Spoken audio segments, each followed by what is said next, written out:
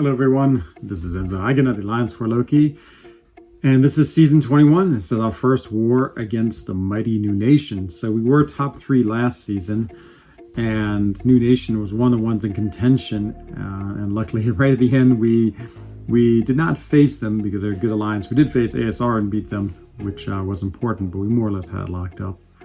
So this first fight is against Hyperions on all these like different buffs, this buff and balance. And to be honest, I wasn't quite sure of the interaction of all of these, and I'm going with Doom. I mean, Doom is a great matchup against Hyperion. I was a little worried.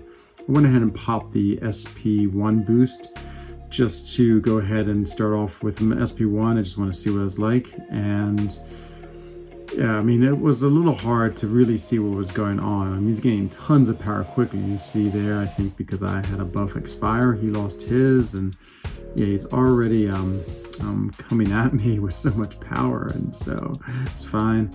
I'm gonna build up his power, trying to get his SP2. He is also stubborn, which makes it really hard as well.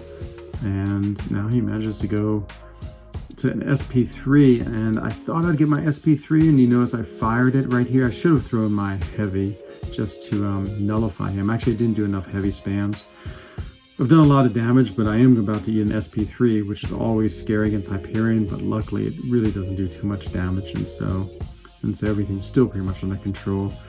If I was to go play this again, yeah, absolutely would be a lot better about throwing my my heavy attack. Of course, you can chain it on with the shock and stun him, and that nullifies, and yeah, I don't know. I sort of had fixated my mind using my SP1 to nullify his power gain, but you know, probably not the best strategy, but Doom was plenty powerful. This next fight is against Morningstar. Again, it has this buff imbalance again, and Taters told me to only use heavies against her. I'm going to build up a lot of prowesses because she is metal.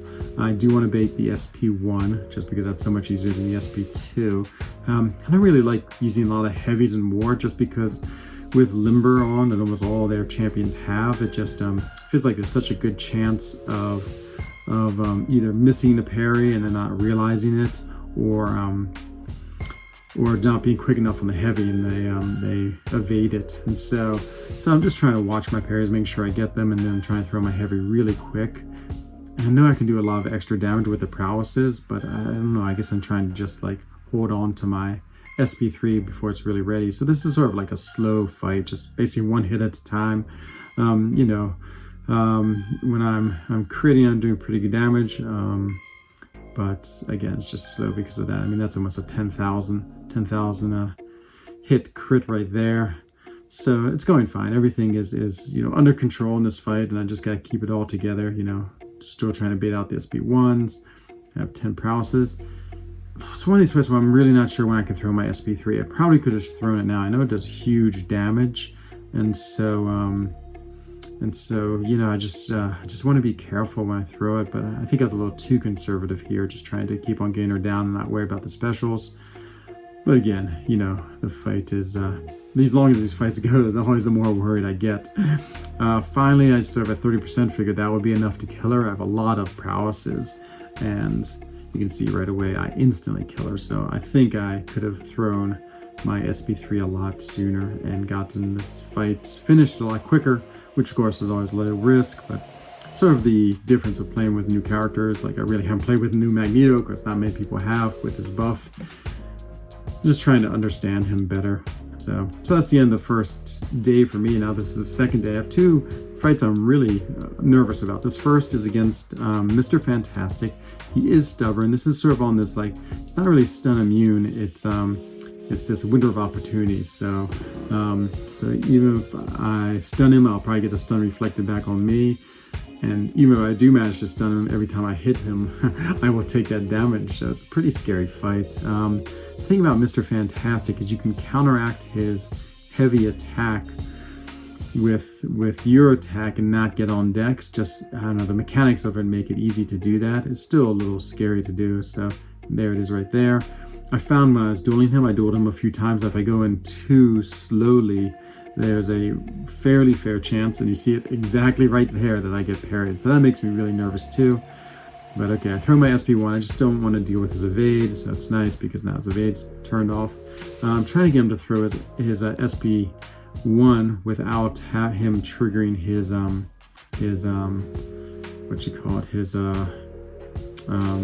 triggering my deck, so the way I can punish it. And so here it works, and now I can go in and punish it. He's pretty good about throwing that SP1. I think because it's unblockable, he will throw it pretty readily. So yeah, it's all relatively controlled, but again, it's a longer fight, and so I barely lost any damage. I'm getting lots of willpower healing because I get the careful studies on me. There, I got hit, but it actually is not doing much damage at all. So really, this fight is totally under control. I just gotta keep calm and finish him, and so I don't really want to deal with the SP2. So again, I'm trying to bait out the SP1, trying to bait out in a way that he will like throw it, and then I will be able to counterattack it. But I get the indestructible on, so he throws it. There's nothing I can do. I go ahead and attack. I'm not sure why I attacked there, to be honest. Just to, I don't know, get some hits in. And yeah, it's just a lot of really quick reactions. And so it seems like this last 30% is taking forever. And once again, he gets the indestructible charge, and so I'm done with that. I thought there was something about Nick Fury would gain an indestructible charger since he's destructible, or an indestructible destructing of indestructible charges. I can't remember what that was. You saw I took another hit again. I went charging in to try to counter his heavy, and immediately threw the SP1. So yeah, fraught with risk this fight, but luckily Nick Fury is so powerful. I'm getting so much willpower healing that it doesn't really matter too much. But 72 hits, that's a lot of fighting. And then we had the final fight. And this fight I sort of broken down to analysis, just because I thought it was pretty interesting.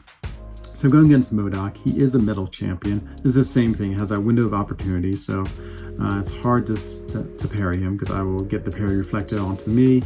And it also has empowered immunity, so anytime he gets a debuff that he's immune to, he gets 33% of a bar of power, and that's going to come into play in this fight, as you'll see. And so again, I'm just going to try and bait the heavies and try not to get the dexterity charge because he is defensive, which means he'll go stubborn. So he's really an annoying champion, and then just go in. Luckily, Magneto, since he's metal, ignores his auto blocks, which is great. So this should be really the perfect matchup. So there it is. And I'm a little scared of standing just sort of one dash back away when he throws his heavy. But it seems to be okay there. I just go in pretty quick on them. I also want to just block his SP1. There's a little bit of lag in the video, I'm not sure why. Because if I evade it, he goes indestructible, but if I block it, I'm able to go in and counterattack it. And so there it is, I go in and counterattack his SP1, which is great. It's a little tricky because I'm trying to bait it, but not get so close that I can't block it. And so there I make a mistake. I'm sort of waiting to bait his SP1, and he heavies me. There I throw my SP2, and now something really interesting happens. So look at the power meter.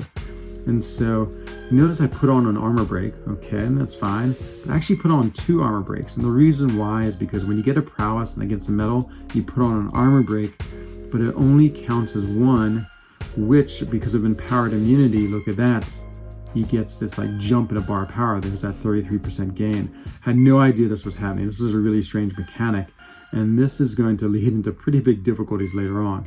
And so again, fires the SP1 is fine. I block it, I go in, feeling okay. I'm a little low on health from, taking those hits. I get a nice little intercept there and have his SP1 ready, just trying to wait for that. And again, hoping it works. I'm a little scared because I'm getting pushed back in the corner, but again, he throws it. Fine, everything is going well. And I parry him. That's also a little interesting thing too, because he should have reflected the stun back, but maybe because he's metal and I reduce his ability accuracy. It's all sorts of hard things. They're charging way too quick. So I did the double dash back. So I was trying to time it because I didn't want to go in too late because I was afraid he'd parry me. But I go in too early twice, get an intercept, and now he's at an SP2, and I throw my SP2, assuming that he wouldn't gain power. But look at that. It's that double auto break that causes the empower immunity, and it pushes him to an SP3. I was sure I wasn't going to push him to an SP3. I thought it'd be close, but with that extra 33% of bar power, absolutely pushes him. So now he's 11%, but he throws his SP2, and I know I'm in huge trouble because I've taken a fair amount of hits here. And so he bounces me around. I'm still alive, but the problem is now he has me in the corner. I can't parry him. I don't want to have him heavy me because I don't think you can can dodge a heavy in the corner. So yeah, I basically panic, do whatever I can, get parried, and die. And so there it is, season 21. The first death has happened already. So after that, he's down to 11%. And, of course, I heal up and revive to go back in there. Yeah, it's just a shame. I had him down pretty low, but that was a big mistake. I probably should have played a little more conservatively. I was so close to beating him. I thought I could, get the SP2 in, and hopefully that would kill him, but it didn't.